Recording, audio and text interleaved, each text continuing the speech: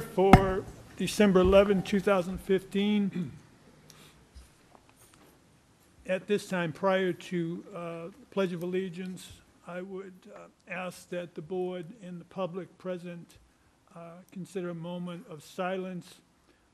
Last month, the city of Paris had a tremendous problem with terrorist activity, as we all know, and since that time, San Bernardino, California, has experienced a similar attack. And I would ask that all of us would stand for a moment of silence for the victims, their families, and the public. Thank you.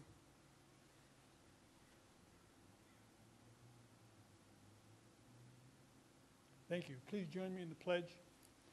I pledge allegiance to the flag of the United States of America and to the republic for which it stands, one nation, under God, indivisible, with liberty and justice for all.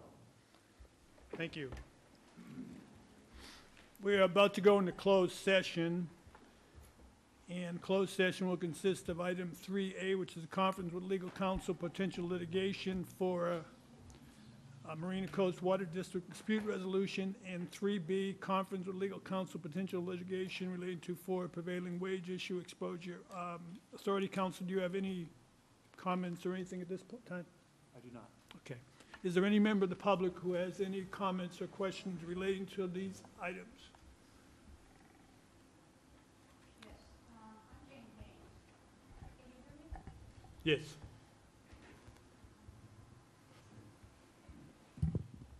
All right, I'm Jane Haynes, and I'm speaking with regard to agenda item 3B. It states that you'll confer regarding exposure to prevailing wages issues. I, of course, don't know what the specific exposure is, but I suspect it relates to Marina refusing to monitor prevailing wage compliance. So FORA staff wants your board's authorization to hire a compliance enforcement monitor to prevent the Labor Council from suing FORA to enforce Master Resolution 1.02. I believe FORA may be proceeding illegally. I don't know, but it's a concern. However, since you are John's clients, I request you to ask him in closed session the question at number 9 below. Items 1 through 8 are background. 1, on November 5, DIR Eric Root stated, and I put it here, that Michael Hulemar confirmed that first-generation projects have public funds and are construction projects over $1,000. Quote, as such, there would be a statutory obligation to treat these projects as public works and ensure all contractors performing this work were subject to the public works statutes. 2, DIR says at the footnote that's in your board report today and copied below, that DIR will only enforce prevailing wages for projects that are statutory public works. 3, today FORA informed me that it has no written communications from DIR post-dating November 5. Thus, DIR probably still thinks first-generation projects mean public works projects. 4, the Labor Council knows otherwise. I've included on the second page an email from Ron Cheshire stating that the local building trades have known for a long time that all projects within FORA's jurisdiction are not public works. Excuse me, Ms. Haynes. There is also an open session item, so I'm just I can't ask. I understand, but I don't want you to think you're going to have 2 opportunities on the same matter. So if you're addressing these at this point. Okay, I'm addressing closed session right now. Fine, okay? Thank you. All right. Number 5, the October 23 AMCAL letter I sent you yesterday confirms that the promontory is not a public works project. Number 6, the Marina Heights court decision confirms that Marina Heights is not a public works project. Number 7, the email on the next page from Mr. Narducci states that if Marina won't enforce obligations for prevailing wages for non-public works projects, an option is to get FORA to do it. Number 8, my concern is that FORA is proceeding by a resolution requiring non-public works contractors to register with DIR. I think it's unlikely that DIR, I think it's likely that DIR would object if it understood that, which it apparently does not. So what I'm asking the board to do is when you go into closed session today to ask John, does DIR know that FORA is requiring non-public works contractors to register with DIR? And if so, what is the purpose, since DIR won't enforce non-public works prevailing wage compliance? Thank you very much. Any other member of the public? Seeing none, we'll adjourn to closed session and come back as quickly as we can. Thank you.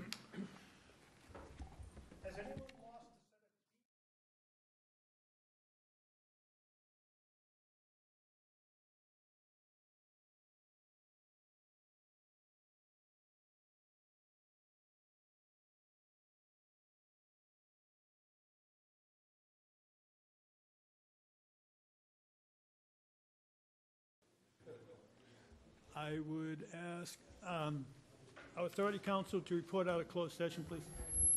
Thank you, Chair. Members of the board, the FORA board met in closed session and discussed items 3A and 3B, heard input from council, and there's nothing to report. Thank you very much. We'll now go to announcements, roll call, please.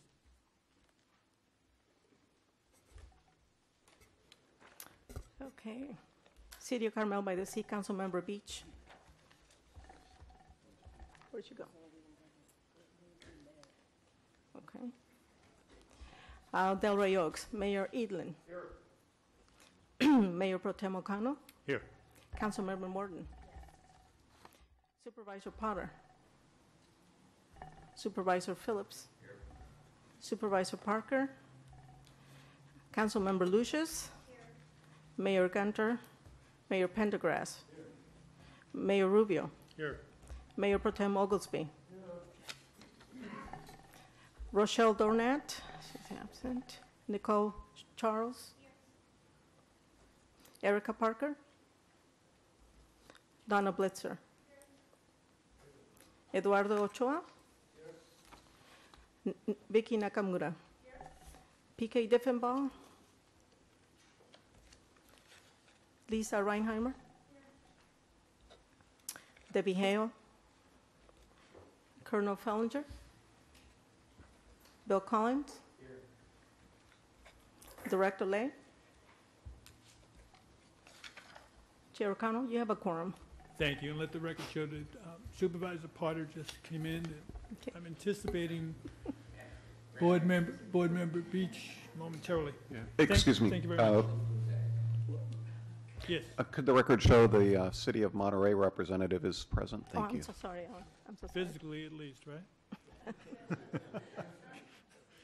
Thank you. Yeah. Thanks, Ellen. Sorry. Acknowledgements, announcements, and correspondence. Michael? Yes, Chair O'Connell, members of the board, I have just a couple of announcements. The first one is that we have a new staff member we'd like to introduce today. Her name is Mary Israel. She's standing next to Jonathan Garcia. Mary comes from us from a career in public service, working for the City of Oakland most recently, master's degree in geography, and she'll be working in support of our planning and building removal work on the former Fort Ord, and will also be primary in administrative support for the Water Wastewater Oversight Committee. Thank you, Mary.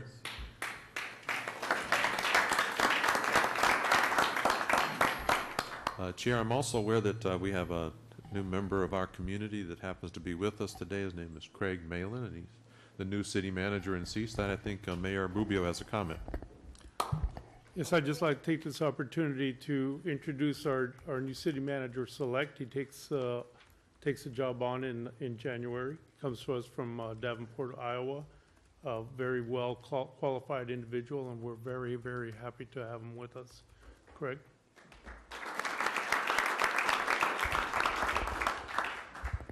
Thank you. Let the record show that board member Beach has arrived. Thank you. Seeing no other announcements or correspondence, we'll go to the consent agenda consisting of items A through F. As to item 7F, the legislative committee in its meeting has requested that and recommended that this be placed on the agenda for board approval. Are there any questions relating to any items 7A through F of the consent agenda, or desire of any of the board members to pull any one of those items? Board Member Morton. I would just note in the minutes for November 2nd, on page 2, I am not included in a nay vote where I should be, the last one on the page. You have me in the substituted motion as being a nay, but my name is omitted from the other one. Okay. It's just a typo. Seeing no other, does there anyone in the public have any questions or desiring to pull any one of the 7A through F? Ms. Haynes? The minutes for page 6.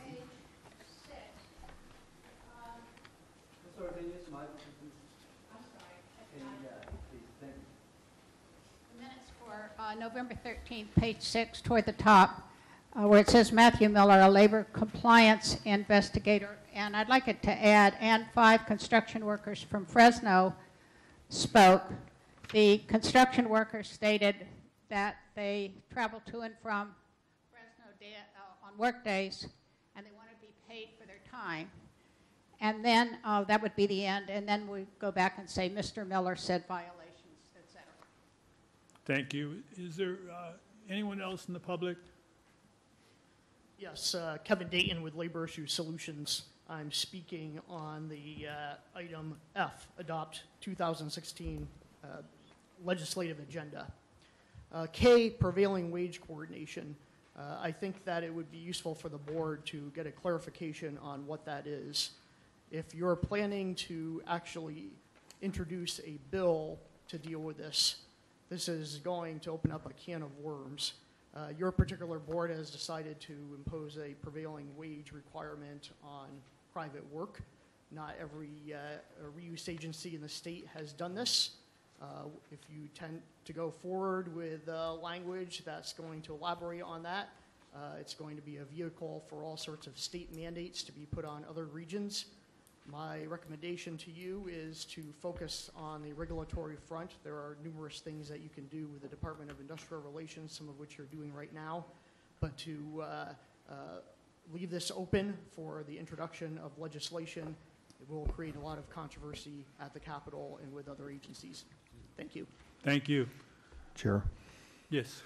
And one other correction on the minutes for the November 2nd meeting. I was unable to attend there. You have me down as being present. I was not there.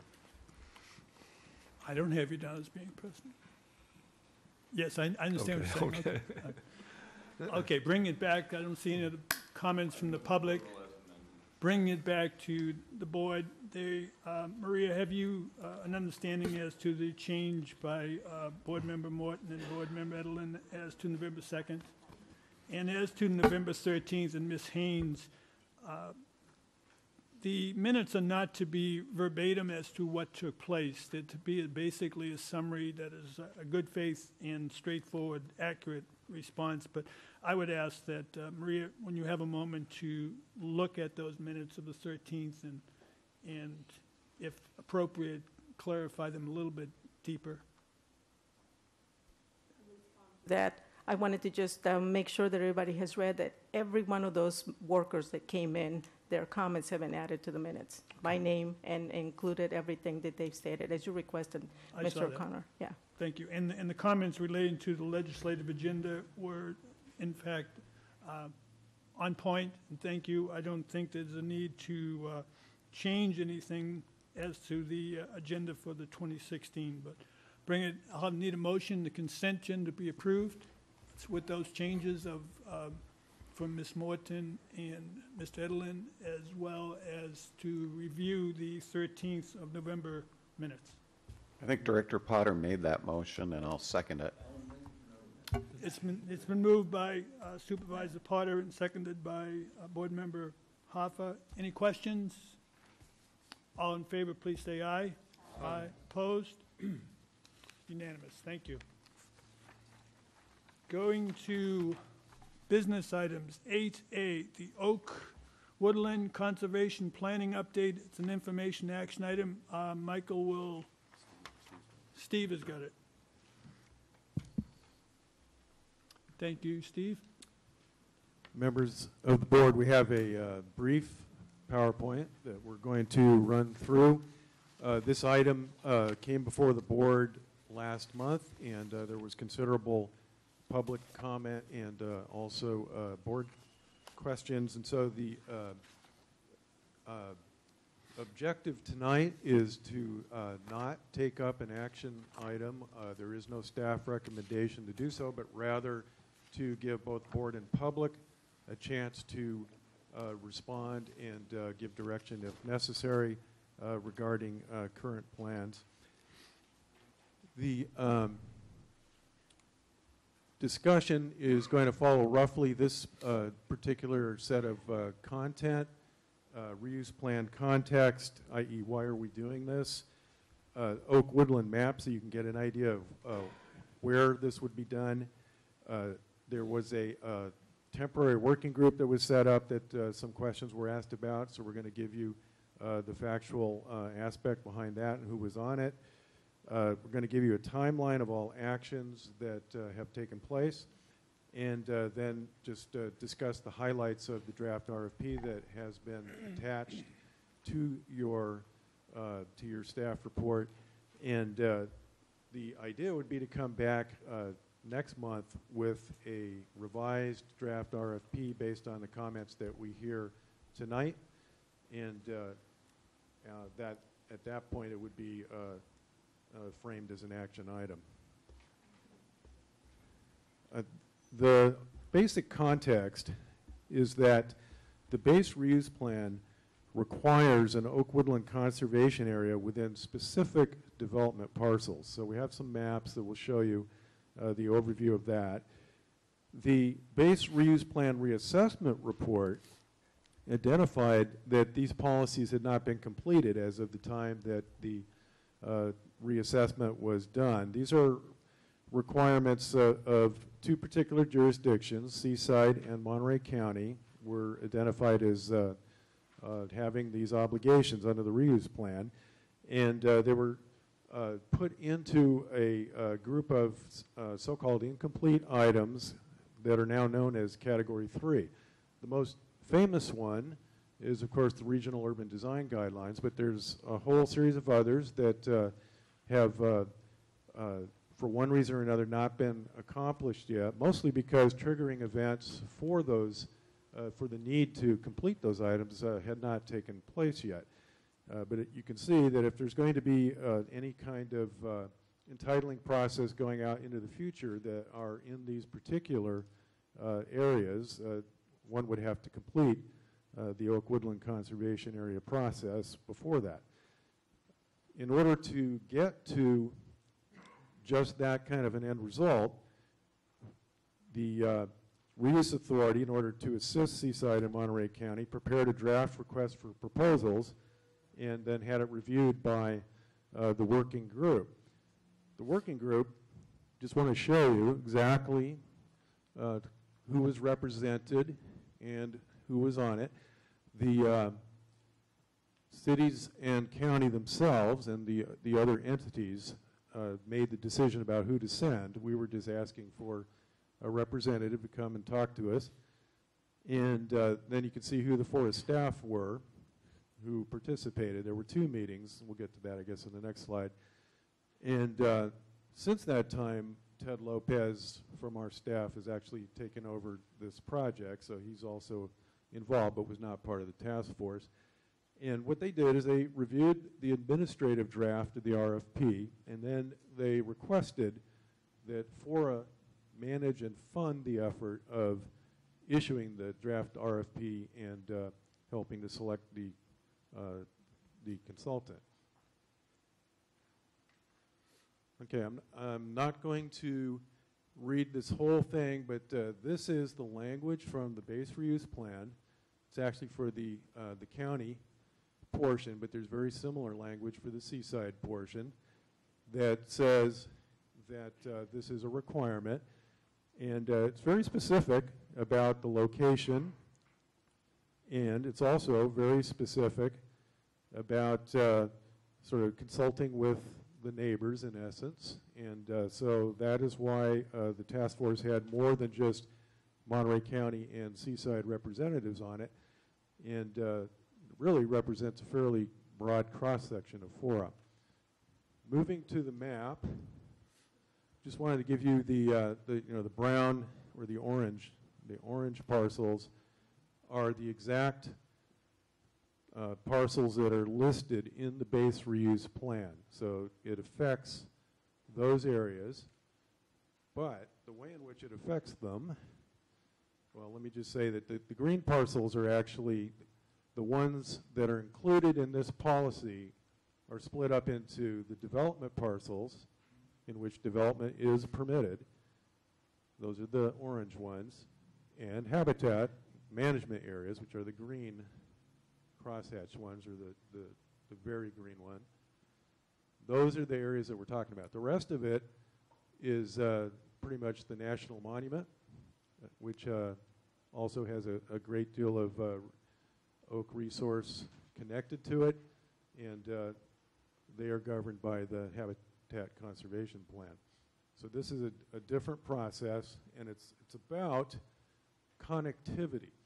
So it's not about oak reserves, it's not about preserving habitat per se, the way the Habitat Conservation Plan does, but rather making sure that the oak woodland areas have connectivity between them. And so that's what we tried to show you by use of these blue dots.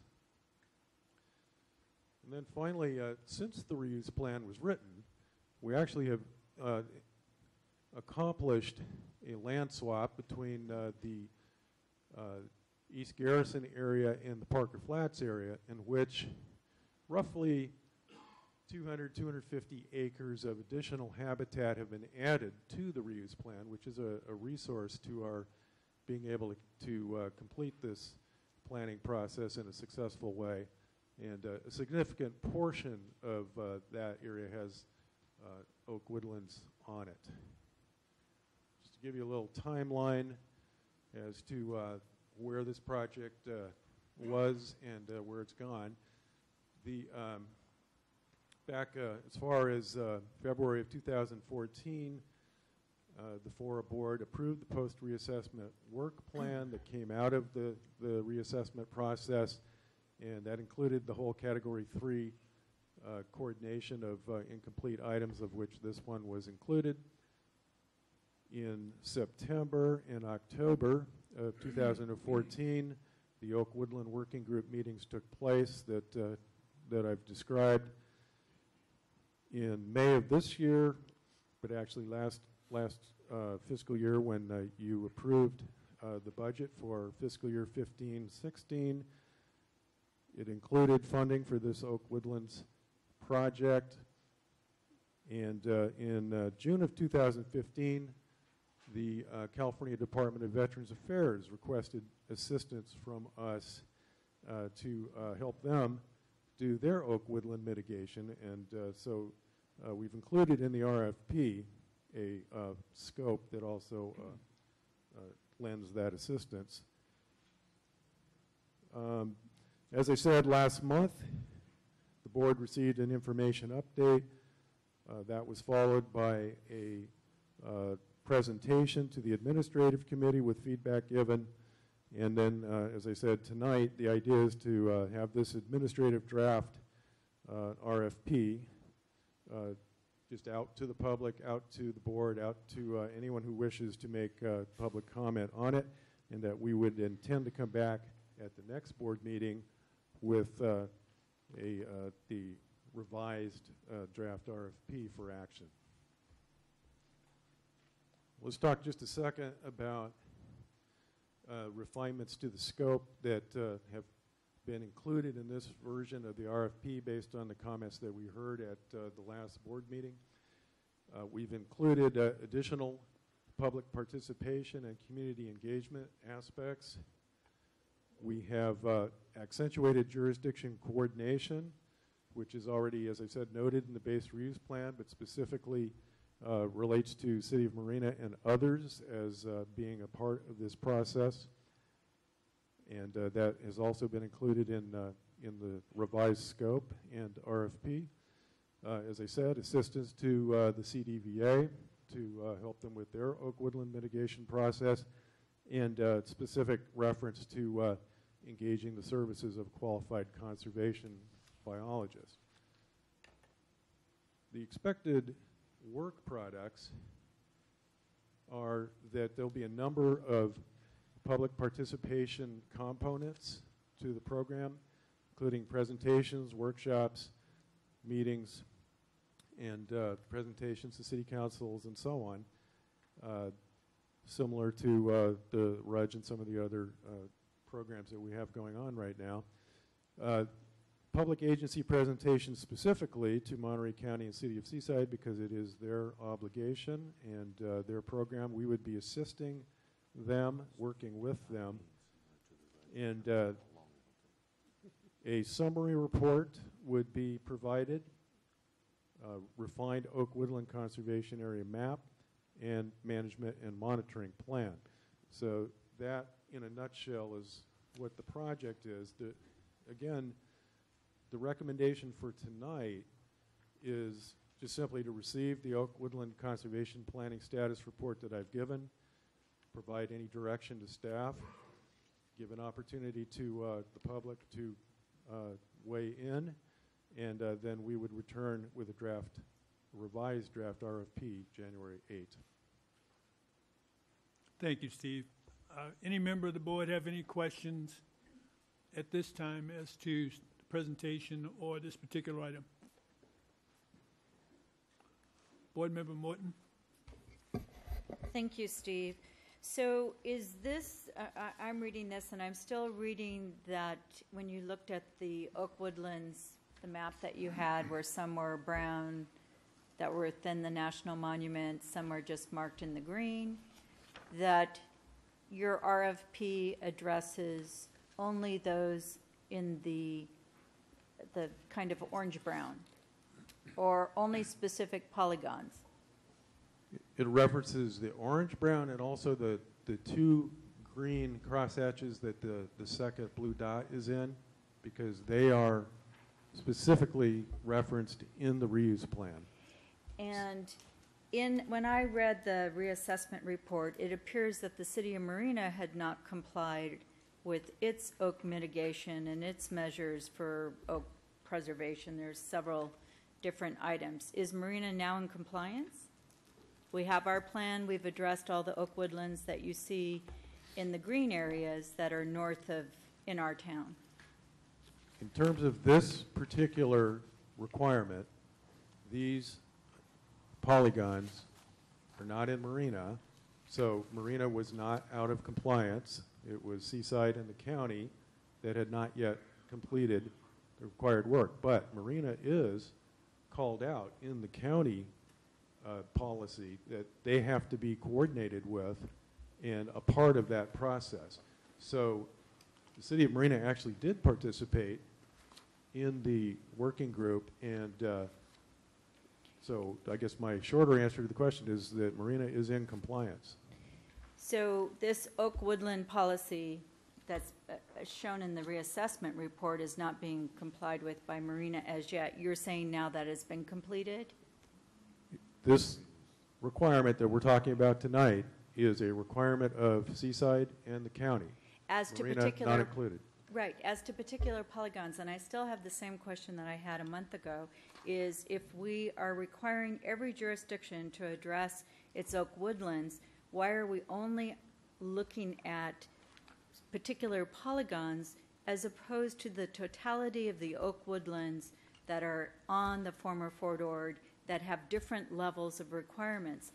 I'm looking for FORA to assist all jurisdictions in meeting all of their obligations with regard to oak woodlands, and I'm not seeing why, I'm asking why that's not being addressed.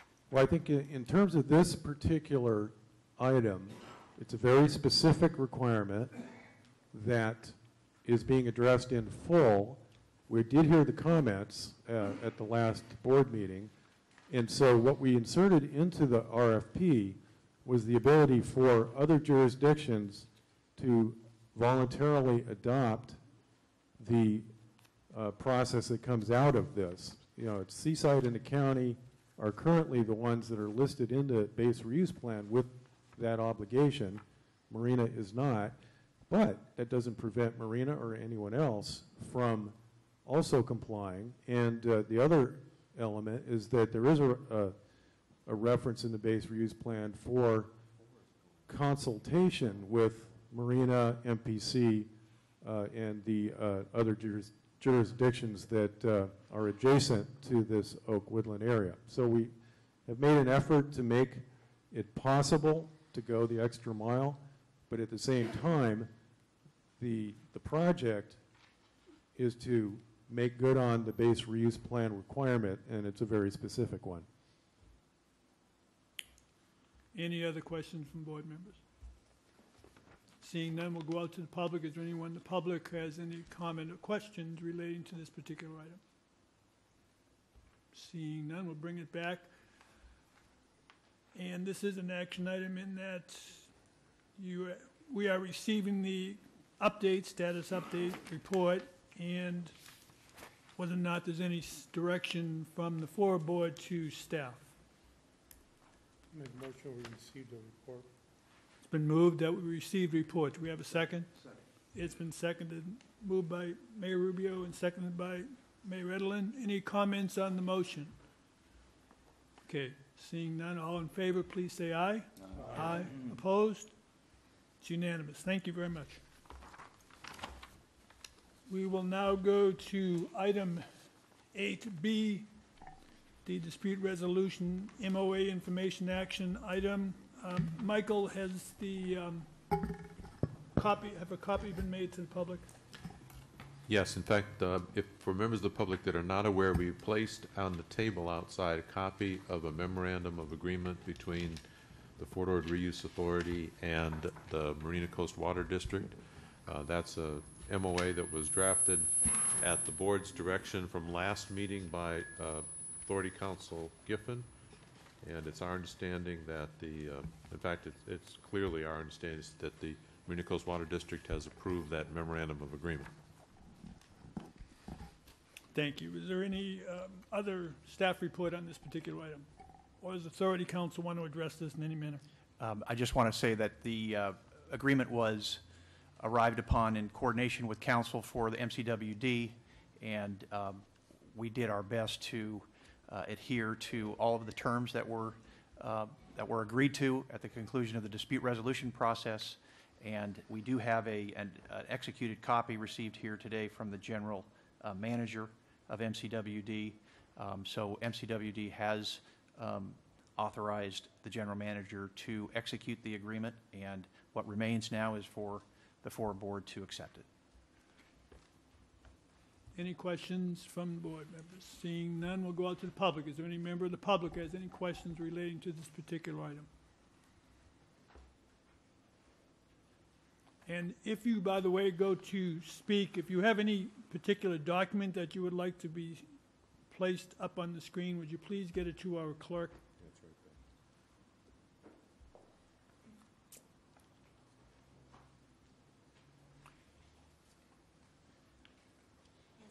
Catherine Stedman with California American Water. I had a comment about the draft. Please go right ahead. And I just wanted to state that it appears to address the issues that our attorney, Tony Lombardo, had written to FORA about and also discussed with many of you. We support the staff recommendation to adopt the memorandum of agreement and hope that you will move forward and work with the MRWPCA and Marina Coast Water District to resolve the water supply needs of former Fort Ord, while, of course, avoiding interference with the water supply needs of the Monterey Peninsula. Thank you. Thank you. Any other member of the public? Seeing none, we'll close public comment, bring it back for a motion, and then discussion on the same if necessary.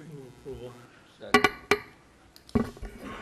Everyone's just jumping at the opportunity. It's been moved by Mayor Rubio and seconded by Supervisor Potter before I recognize Mayor Edelin. So any discussions on the motion? Seeing none, all in favor, please say aye. Aye. Opposed? Unanimous. Thank you very much. Going to item 8B, I'm sorry, 8C. Yes, Chair. Steve Ensley will present this. This is regarding the water augmentation project planning process. And as you know, over the course of the last couple of months, the Fort Ord Reuse Authority staff have proposed the idea of having a three-party planning process that would engage Marina Coast Water District, MRWPCA, as you've heard from the public just recently, in a three-way effort to look at pipeline financing, look at the possibility of coordinating the work that needs to be done for future water projects in a way that affords a way to avoid duplication and also to create some efficiencies. And Steve, would you like to make a brief presentation? Well, Steve, actually, Steve, before you do, if I yes. may, just so the board knows, the action of this particular item is just to receive the report. So I'm just giving Board Member Potter a little chance to jump on this when he gets the opportunity to do so. Steve, go right ahead. Thank you. Well, just to give me a chance to recover from the Oak Woodland item, we had actually set up for Jonathan to do the presentation. Is that okay? That's fine. Pass the buck. So just in summary, where have we been with this item? So this is a status report this evening, and at the November 2nd FORA board meeting, there was a resolution passed in support of this three-party planning process. So since that meeting, FORA has been coordinating with MCWD and MRWPCA staff working towards an MOU or MOA to implement the three-party planning. So the idea here is to build upon previous work from the RUAP, the Regional Urban Water Augmentation Project. For example, the RUAP identified recycled water and desal at the time to meet the water need. The recycled water has actually been allocated already by the FORA board, so we're talking about the delta between the 2,400 acre-feet identified in the RUAP, coming up with recycled water and another water source. So we're looking at all of the above approach. The goals outlined in the staff report are to analyze the pipeline financing agreement, look at the phasing, look at the financing obligation of the various parties, to explore the cost-efficient water augmentation options, to emphasize solutions that lower cost burdens, such as economies of scale or project phasing, for staff to provide a scope of services for board review for project agreements and for this planning process before it's signed off by the parties. It will come back to the board. Identified various milestones, funding to the $157,000 amount that was included in the resolution. That would be FORA's contribution up to that amount. And then study FORA's mitigation dollars and how they can be applied to the water augmentation. Any questions? Any questions by board members? Okay, we'll close public comment and bring it back. Entertain a motion from Board Member Potter. Move, bro. It's been moved by Board Member Potter and seconded by Board Member Phillips. All in favor, please say aye. Aye. Opposed? Thank you. Unanimous. Okay, we'll go to item 8D, Fort Ord Reuse Authority Prevailing Wage Program Resolution. Mr. Norris?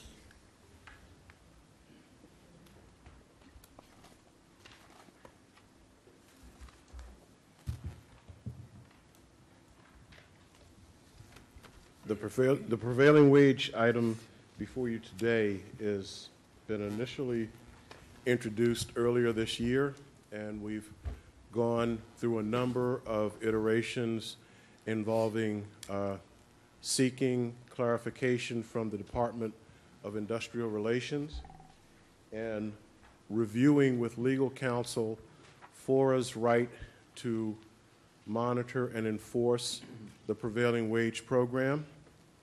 And staff has come up with recommendations that are consistent with that review and protocol. We're recommending that FORA approve an amendment to the master resolution requiring contractors to, one, register with the Department of Industrial Relations, and to assist the jurisdictions in their responsibility for monitoring and enforcement of prevailing wage on a former Fort Ord. We're also requesting a authority to issue budget authority to hire staff and issue a request for proposal for labor compliance monitoring services for a one-year period not to exceed $250,000. That is a topside amount, worst case scenario, based on the number of active projects and the fact that there could be issues related to each project. I think in a pragmatic sense, with this approach, what we're trying to do is to beef up the capacity within the jurisdictions to carry out FORA's requirement that they have undertaken, and to do it in a way that is complementary, and also while anticipating that remedies that we may pursue may require litigation that may be costly. But in our appraisal of the action going forward, we think that this represents an incremental implementation of improving the ability of the monitoring regimen to be monitored, to be reported on, and issues to be resolved at a local level. And we're going to try and keep that at the lowest cost level possible, while recognizing that we may need budget authority in case our approach is tested in courts. That's my bottom line presentation, and I'm available to answer questions. Thank you, Robert, and please leave that slide up there. Appreciate that. Any member of the board have any questions of Robert relating to this particular matter? Seeing now, we'll go out to the public. Robert, if I may, Ms. Haynes did ask a question. I'd just like to read it into the record and get an answer from you or from Authority Council or from the Executive Officer. The question is, does the DIR know that FORA is requiring non-public work contractors to register with the DIR? If so, what's the purpose, since the DIR won't enforce non-public works prevailing wage compliance? I'll defer to Authority Council before I answer.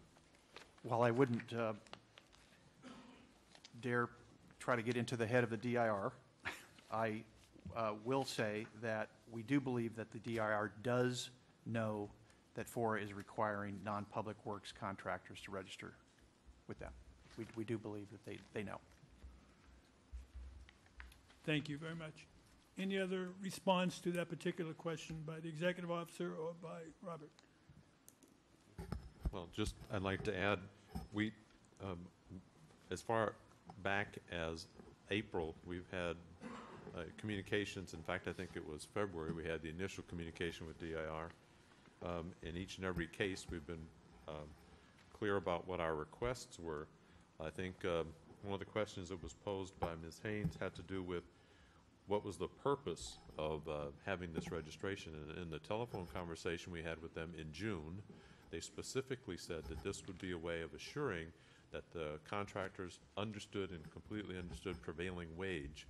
It is a relatively inexpensive fee that gets paid, while FORA does not have the authority to determine if something is a public works or not.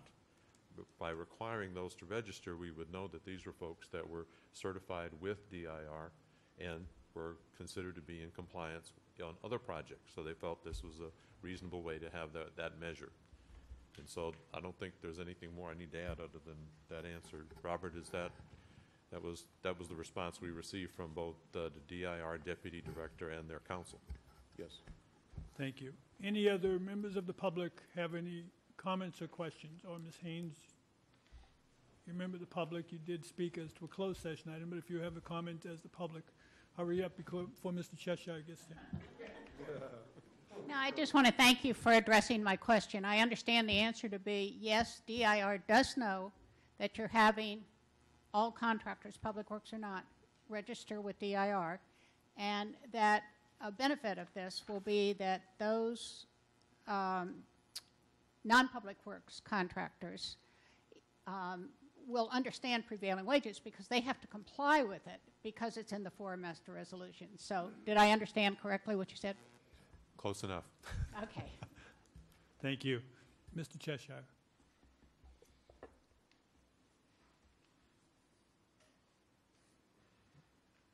Ron Cheshire, Monterey Santa Cruz Building Construction Trades Council. I see there's been a few amendments, but in the spirit of the season, all I could say is we support this. Please move forward, will you?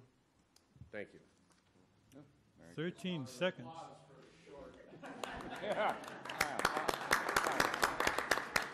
Merry Christmas, Ron. 13 seconds. That's excellent. Any other public comment? Seeing none, we'll bring it back to the board. On the screen are the recommendations. Let's first take the FORA master resolution amendment. Do I have a motion as to that particular? So moved. It's been moved by Mayor Rubio. Do I have a second? Second. Second by Board Member Oglesby. Any comments on the motion? Yes. Board Member Lucius. I apologize. I have a question that I should have asked Too late. No. previously. I'm only- But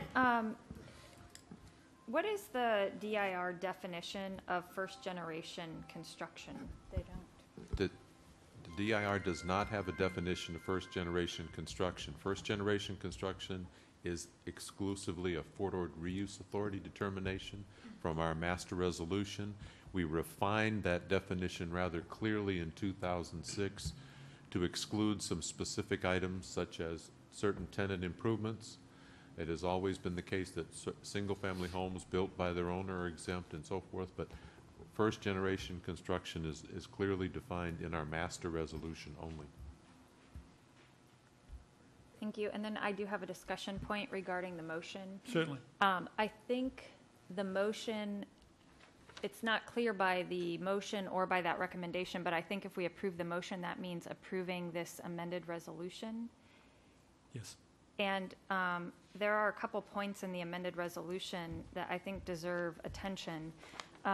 So for example, the very last section, section D, says will support member agencies in their duty to monitor and determine compliance.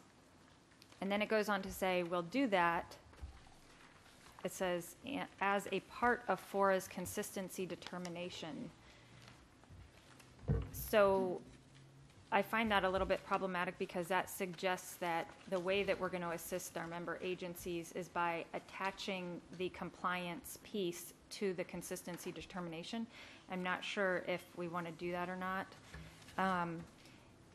And the second thing I find problematic is the fourth whereas, which is essentially what the recommendation is, which is requiring that all the contractors file or report to DIR, whether they're public or non-public works projects. And I think the reason I find that problematic anyway is because it still hasn't been resolved in my mind, or I don't think it's been resolved with this board, whether all the projects on Fort Ord are public works or not. I know we have some dispute that maybe they all are, but it's just not clear to me. So if I guess what I need to know in my mind, or what I need to make clear is if we vote yes on the motion, does that mean we're approving this amended resolution? Yes. Thank you. I'd like to make a substitute motion. Well, before we make substitute motion, if we can try to get answers from Authority Council as to those two items. It was on the second page, D, question of consistency determination, and on the fourth, whereas on the first page, Board Member Lucius had questions. I thought she got her questions answered, that this specific language in D would be part of the motion. The implementation agreements do already provide that FORA will assist member agencies in their duty to monitor and determine compliance, and that includes part of the determination of consistency. So I don't know how else to answer that question, and I hope I did. Okay, and go ahead, Michael? Very quickly, the jurisdictions are already required to comply with Chapter 8 and all of the chapters in the master resolution as part of a consistency determination. Quite frankly, it would not change anything to delete everything after compliance, and it would still remain That's my that the substitute motion. I'm trying to make it. the jurisdiction would still have that responsibility, Member Lucius and Member Morton. And as to the fourth whereas, making reference to amendment to the MR, including language requiring contractors and subcontractors, Authority Council, do you have any comment, or Michael, on that particular? I don't. Okay. Michael? I have a comment. I can clarify that. Currently, they're trying to implement new legislation. Part of the authorizing language in SB 854 granted the commissioner discretion over projects. And in that implementation, it was suggested in a lot of the discussions that any complaints against a contractor, even if they didn't take jurisdiction, would be tracked and recorded. And so that's why a contractor registering under 854, even if they didn't take formal jurisdiction, I've been led to believe that they would keep track of complaints against that contractor. Okay. Board Member Beach. First of all, I want to thank Casey. I guess we're opening questions again. This is, yeah, Okay. sorry, this discussion on the motion. Oh, it's discussion on the motion? Well, that's where we're at. Why don't you hold on one second? Did you have a substitute motion? We might as well get that out first so we can have a discussion on. I don't think it's going to affect my question. It's a friendly amendment, I'll do it that way, to the pending motion, which would be in the fourth whereas to insert where the red language is, an amendment to the master resolution, including language requiring that all contractors and subcontractors for first generation projects on the former FORA register with California Department of Industrial Relations, and as to the last subparagraph D, to have that sentence end at the word compliance, to now read, FORA staff will assist the member agencies in their duty to monitor and determine compliance. Is there a second to that friendly amendment? Second. Okay, it's been seconded by Board Member Edelin. Board Member Beach? Does the maker thank of you. the motion accept the amendment? It's a friendly amendment, so he needs to accept that amendment. True. And I will accept that amendment. Thank you. It's a friendly acceptance. Board Member Beach? We're all getting along. So I may not be voting in favor of all this because I have some remaining questions that I think are pretty critical. If SB 854, as Robert just explained, requires registration of public works projects for the first part, and then Robert just said they're going to monitor things in general when there are complaints that come up, so that's why registration in general is something that I don't know if they're requiring it or they're encouraging it.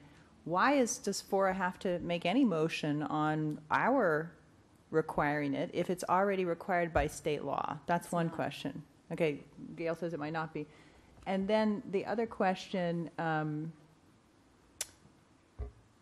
has to do with the second piece of this, which we're getting to, which is related to whether we pass this or not, which is, again, if these are unresolved, if the state's role in monitoring this situation is not yet resolved, at least it's not resolved to my satisfaction, why would we then throw resources at something that may actually be something that they should be doing and will be doing? So it's a two-part question. Michael or Robert? Number one, this is the first year of implementation of SB 854, and they're trying to resolve a number of issues. And I think that rather in the labor compliance protocol, resolution of issues at the lowest administrative level is cheapest for the jurisdiction, the contractor, and the workers. If we can provide resources for the local jurisdictions to do that, then I think that that benefits everyone without escalating. By the time it gets to DIR, even if you say, oops, I made a mistake, you can still be subject to fines and sanctions. And so that approach sort of meets them halfway. And also, we're on the other part of the legislative agenda, we're going to continue to coordinate with DIR to hopefully get them to understand, because as far as I've been able to research, all they've done when investigating the local FORA complaint issues is to ask for paper electronically, and they haven't sent investigators down to the sites. And that's another issue that we need to, work out with them. But in the meantime, being sensitive to the issues that have been raised by both employees and contractors and the frustrations of, staff in the jurisdictions. I think this represents the recommendation represents a way to address that. So, thank you, Robert. That's very clear. And I want to then comment for the public understanding, unless someone wants to correct my synopsis now, that we are doing this in a way, if we do it, as a favor to a process that is flawed. So we're going to take on the $250,000 expense because things are not working the way they're supposed to be. It is not out of some obligation that trumps the state obligation or anything like that. It is simply, it makes sense, according to Robert, as a practical solution to help our neighbors, but not because of any legal requirement, not because of any logic, frankly, but simply because it is something we need to help out with. So it is, in a way, a gift, and it doesn't invalidate it at all. I just want to be clear about how we're characterizing it. Thank you. Mr. Hulmeyer, Mr. Hulmeyer, do you want to make a Just to expand quickly, the actions being requested today do not expand the reach of the Fort Ord Reuse Authority's policy with respect to prevailing wage. I think that's number one. And what we're suggesting is we'd like to continue to coordinate with DIR. We know that they have an option to choose enforcement in other cases outside of direct public works. We're not asking them to come and take over all of that kind of obligation or ask you to make a determination something is a public work that might not otherwise be, but to stay consistent with the policy that's been in place for nearly 20 years for prevailing wage on first-generation projects. Board Member Lucius again, then Board Member Hoffa. Thank you. I have a couple thoughts here, and I'm sorry if this sounds disorganized, but I can't support the first proposal, the first recommendation, without providing a proper tool to actually implement. And that the proper tool to implement is the $250,000 to hire someone, which I don't support, because it seems to me like what we're doing is we're establishing FORA as the middleman. In my mind, what should be happening, as we've had these conversations over and over, is that the jurisdictions have the responsibility to monitor and ensure and enforce compliance. And for whatever reasons, the jurisdictions haven't been able to do that. So now we're saying FORA will help. FORA will step in the middle of this and spend our money, the taxpayers' money, to help the jurisdictions do this. And to me, that just seems very inefficient, very complex, very bureaucratic, and it doesn't actually ensure that we're going to achieve the end result that we all want.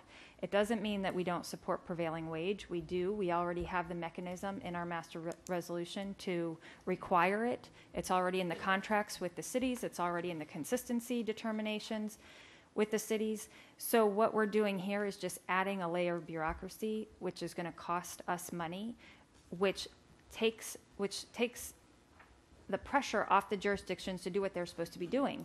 And I don't know if it's Seaside or Marina or what municipality we're talking about here, but I'm on the city council for Pacific Grove, and in Pacific Grove, we have the legal obligation to enforce and ensure and monitor compliance of public works projects in prevailing wage, and there's no other public agency that's helping us do that. That's our responsibility. So I'm not in favor of helping any other jurisdiction from doing it. So I won't support the motion. Thank you. Any other comments? Yeah, Yeah, please. yes, Board Member Huff. First of all, I guess the way that I see it is we're not meeting our obligation under the Master Resolution 1.03. That's our responsibility to make sure that people who are working on first-generation projects in the former Fort Ord are being paid properly, just as we would all want to be paid properly. So that's why the staff has come forward with what I think is a very thoughtful recommendation. We heard from Robert that this is a more efficient way to do it. It's not inefficient, it's actually more efficient. That we can't, in all cases, wait for the DIR to deal with everything, because by the time it gets to the DIR, things have escalated. It becomes more expensive and more punitive for the developer. We want to try to avoid that. So I think what the staff has come up with is a really thoughtful proposal that is going to address the problems we've heard again and again and again here. So I urge my fellow directors to support both of these, the complete recommendation. Thank you. Okay, Board Member Morton. Yes. SB 854 was a cleanup legislation that included how to strengthen the labor code and the enforcement. It added the registration in 2014. It added penalties for failure to comply with prevailing wage. That is available to all jurisdictions, including Pacific Grove, Marina, et cetera. If a project is prevailing wage, there is a mechanism for all of us to go to the state, ask for assistance of enforcement and use of the police powers to enforce. The difficulty is that FORA has created a different category, not public works jobs, but first-generation jobs on the lands in former Fort Ord. It is not a public works project as defined in the labor code. We're not changing the statutory definition. We now have created this new place where we want to apply prevailing wage to all jobs in our first generation. What we are indicating is that we have recorded it as a restriction with the deeds, which means it's a covenant that runs with the land, that if the city gets it, the city has to comply with that deed. If a developer buys the land, that covenant goes to the developer, and the developer is supposed to do it. In all of the contracts between the city of Marina and its developers, we have an additional provision for enforcement and trying mandatorily to make sure that everybody does pay prevailing wages. The difficulty is that, yes, there's a shortage of taxpayer dollars in the city of Marina. I suspect in the city of Delray Oaks, city of Seaside, for us to have a staff person look at certified payroll records weekly or do whatever else is required to make sure that every contractor, subcontractor is completing the forms correctly, giving us accurate payroll. We can't do that. So the taxpayer dollars coming from this jurisdiction enforcing the obligation that was created in its master resolution shares that burden more equitably, perhaps, than trying to shift it to the taxpayer dollars of the residents of the city of Marina. So this, we are not looking at a failure of the state. We're looking at our what we put into place, and now how do we enforce that, move forward, strengthen its enforcement going forward. This is a measure that tries to do that as some method that we're responding to the public outcries for greater review or means at this local level to enforce it. So thank you for allowing me to make that comment. Thank you. One more, Board Member Edelin. Yeah, I appreciate Councilwoman Lucius's point. I don't want to spend any more money than I have to. I don't like putting forth another layer of regulations. However, the problem is, in my opinion, the implementation instructions for FORA, the regulations around FORA are vague. They can be interpreted back and forth. Although I don't want to spend it, I think it may be the cheap way to get off of being right in the middle of a hornet's nest. And we can always review this later in the future and see how that comes up. Quick question.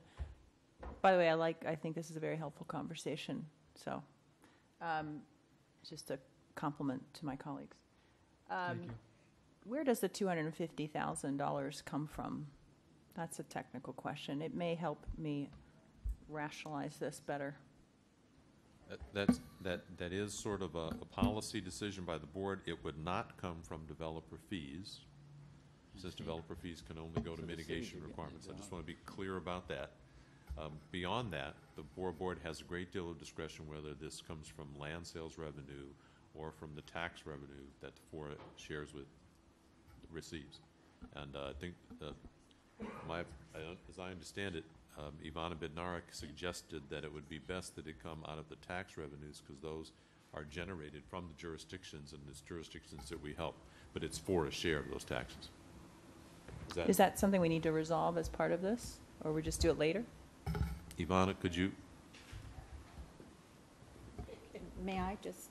Maybe we would want to address that particular question in staff's recommendation to implement option A, which relates to 250,000. Okay. So why don't we take care of the master resolution amendment, and then we're going to seek a motion on the recommendation of the staff, and that's when we can address the 250. Okay? All right. All in favor of the motion as friendly amended, please say aye. Aye. Opposed? No. Okay, it comes back in January. 2 no votes. Board Member Phillips and Board Member Lucius voting no. So let's go to the staff's recommendation to implement option A of attachment B by issuing a request for proposal, hire staff and solicit labor compliance monitoring service for 1 year in an amount not to exceed $250,000. Do I have a motion on that particular? So moved. It's been moved. Second. And it's moved by Board Member Hoffa and seconded by Board Member Rubio. I think we had public comments on this already, so we're good to go, but now is the time, Board Member Beach or anyone, to reference the question on the 250? I mean, again, I just didn't know if we were supposed to take care of that at a later date, where that money comes from, or roll it into today's discussion? Let me, to the chair. Yes. I don't know how we can resolve where it comes from today without, more direction from the board and maybe going through the finance committee, but to try to figure out where it should come from, what pile today, when we just establish a budget is hard. But for me, I'm really having a hard time, and I have respect for my colleagues for the hard work that they do, but to get here and say, well, $250,000 is such a lot of money, and it is in a sense of taxpayer dollars, particularly hesitate to spend hundreds of thousands of dollars on trail symposium, land use development, and other issues that are in the direct purview of the land jurisdictions. And so I just say we should be cautious about that. We're talking about actually protecting workers' money that they are not getting for work they're provided for and that they should receive. So it seems to me that $250,000 is a small fee to make sure that people that are doing work in this county are being paid what they should get paid. Thank you. And then I'll just end by saying that, this is a good discussion, and I like having the discussion. But when we start saying we shouldn't be in this environment of enforcing this, then how do we jump in enforcing land use in other jurisdictions? So be cautious of what desserts you pick out the cafeteria. Just be careful about that. Lemon meringue. Thank you. I feel I need to respond to that because I want to respond because I feel it's quite condescending to have another board member lecture me about my vote. In the context of this vote, it's not whether or not the issue is important, like whether or not trails are important or prevailing wages are important. It's the context of what is this board's responsibility, what is this agency's responsibility. The trail symposium and those things fall within the purview of FORA. Whether or not enforcing prevailing wage, that's the debate for me. And clearly it's the responsibility of the jurisdictions. This board just voted that it's also the role of the former Fort Ord, and this board, I happen to disagree with that. Thank you very much. All right, call a question. Okay, seeing nothing. Do you really have to?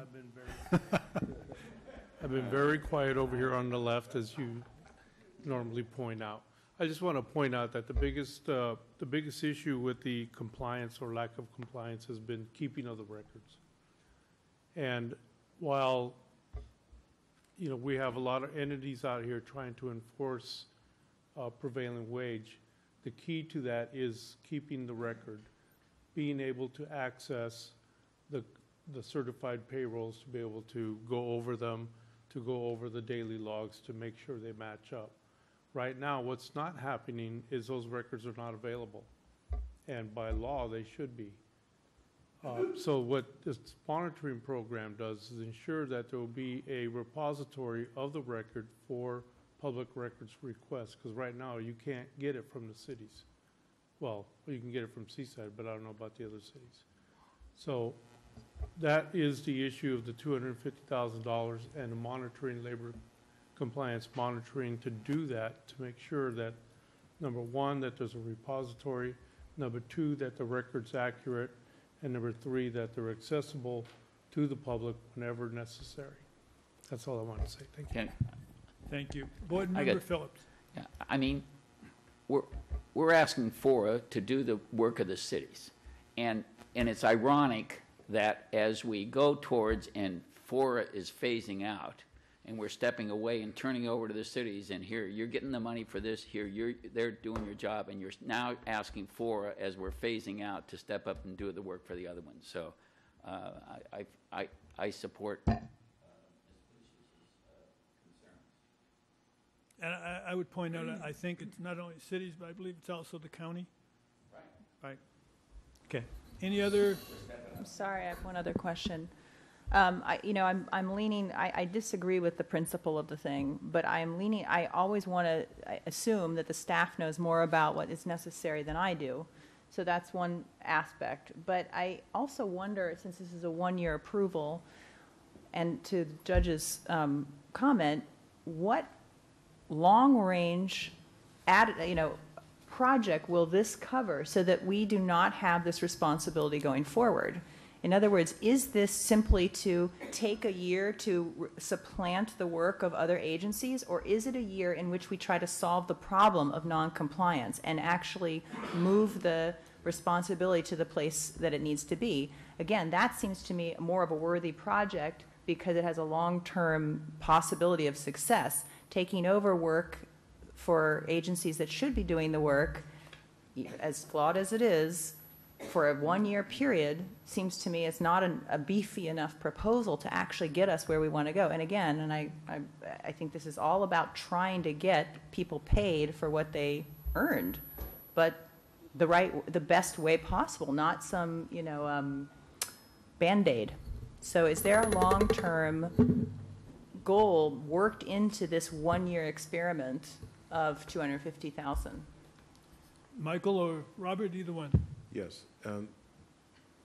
I agree with Board Member Beach that perhaps it's not fully articulated, but in support of my drafting of the recommendation was the vision that in looking at the landscape, we formerly had redevelopment agencies. Redevelopment agency staff had the competency, the experience to do labor compliance monitoring. They went away along with a number of resources in this area. The approach of working with our colleagues in the labor and in the jurisdictions is to come together with a program and attempt to lay the groundwork for that infrastructure. Some of you may remember we tried to sponsor a training workshop for jurisdictions, but there wasn't an identified person at the time to attend even the training.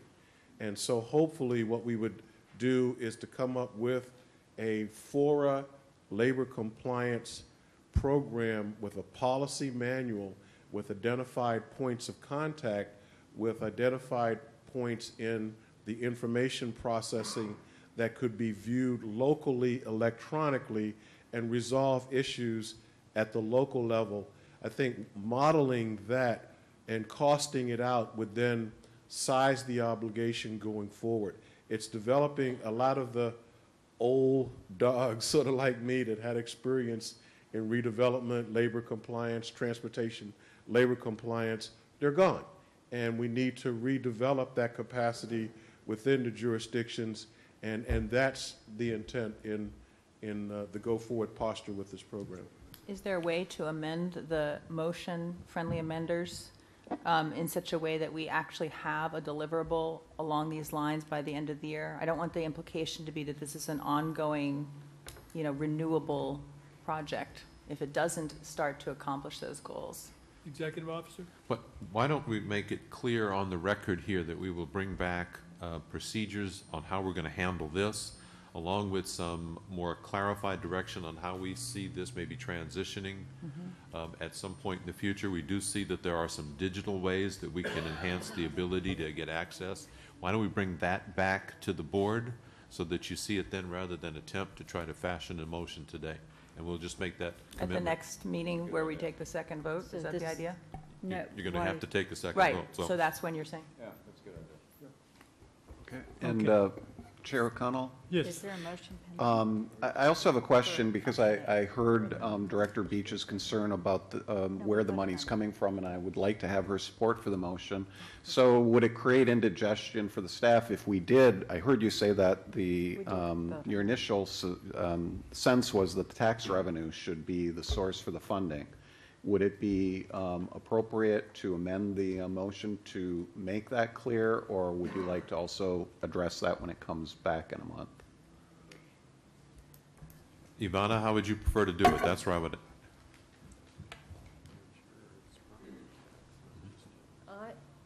I would recommend that this funding issue be discussed at the next Finance Committee meeting, which is coming up on January 13, very soon,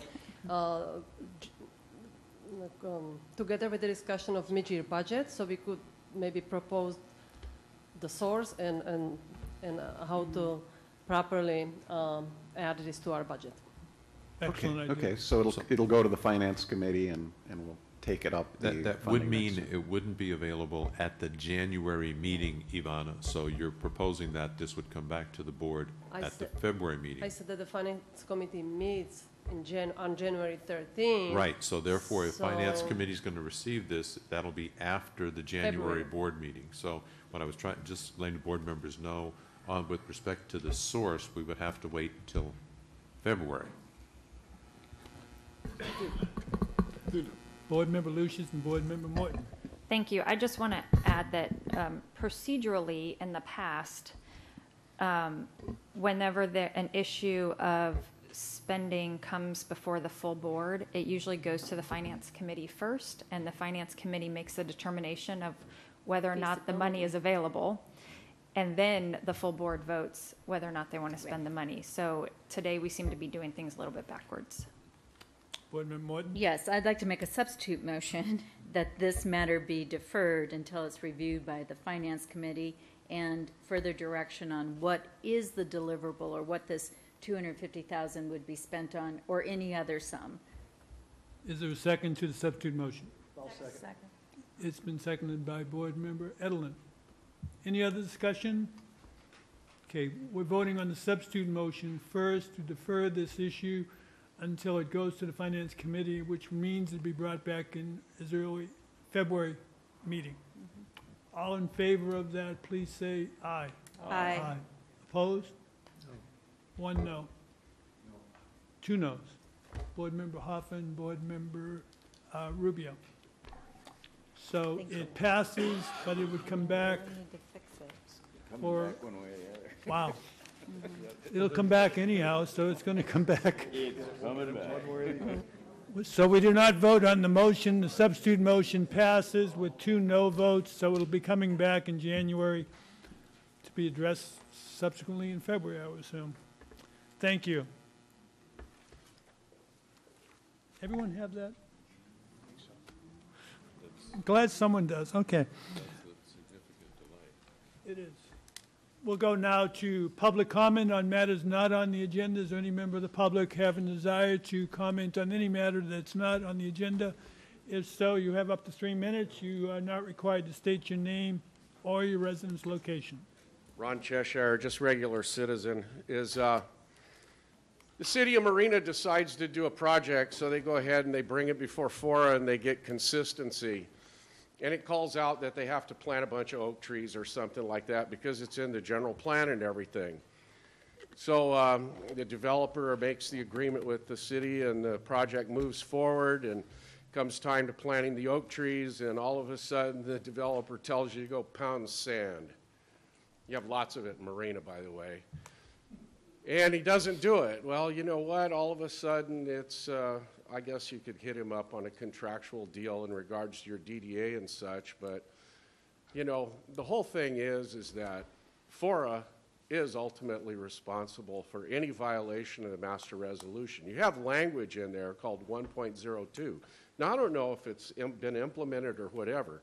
If it's not, if all you can do is enforce through consistency, then take 1.02 out of your master resolution because it's worthless.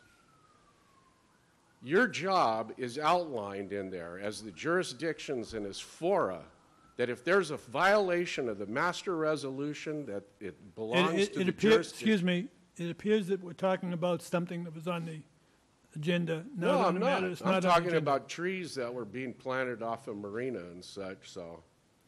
It's a beautiful city. You know, this is something that FORA needs to discuss. I mean, either you're going to enforce your master resolution or you're not. The jurisdictions are going to do it or they're not. And if they're not, then you have to do it. And I want to know why you're not doing it already. And I'm not inclined to sue an agency that I've worked with since its inception. So anyway, I wish more of you would probably contact us because I get a certain amount of sadistic pleasure sitting here watching you talk about things that you really don't understand. So thank you. Thank you, Ms. Cheshire. Anyone else in the public? Anyone else in the public? All right, close public comments on matters not on the agenda, but there was a question by Mr. Cheshire. In his opinion, why are we not enforcing the master resolution? Well, okay. I'd like to get the questions answered as quickly as possible so I don't have staff time involved if the question's easily answered. My answer, let me just address it. You want to address the question of why not enforcing the master resolution? Is your answer that you are enforcing the master resolution? Yes. The answer is we are enforcing the master resolution. We will now go to Executive Officer's report. Chair O'Connell, members of the board, I have two items I'd like to, slightly more than two, but on two items I'd like to point out. Item 10E about the Post-Reassessment Advisory Committee. I just want to highlight the fact that there's been quite a bit of progress made with respect to moving ahead with our post-reassessment activities. Some were discussed today with respect to Woodlands. Categories 1 and 2 are being worked on feverishly. We are also looking at issues having to do with trails and water augmentation. In fact, the Post-Reassessment Advisory Committee has suggested that we have a form of convocation or a water summit to make sure that the board members understand the full scope of the science, the economics, the bureaucracy, and the law related to water and water impacts. I also want to point out that the Regional Urban Design Guidelines Task Force will be meeting to look at the next version of the Regional Urban Design Guidelines, and we are looking forward to getting something to the board that it can adopt in February. Chair, that's all I have. Thank you. Is there any item from any member?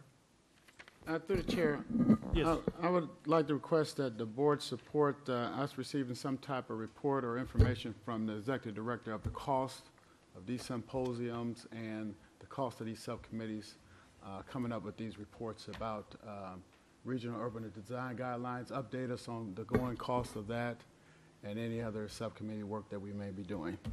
Thank you. Okay, seeing no other items from members, I would want to, on behalf of the board and to the staff and the public, wish everyone a super Merry Christmas, Happy Hanukkah, and a Happy Kwanzaa, and an excellent and happy and prosperous and threatening free New Year. We are adjourned.